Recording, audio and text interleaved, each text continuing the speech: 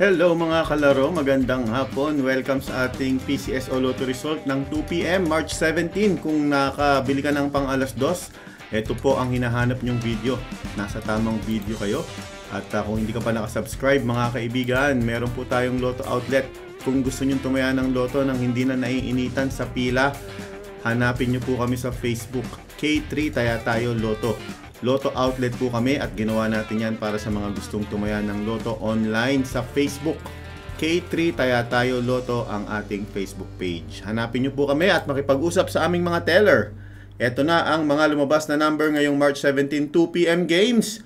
Sana ay nanalo ka. Let's go! Again, our 2D Lotto winning combination for the 2 PM draw is 1 and 2 in exact order.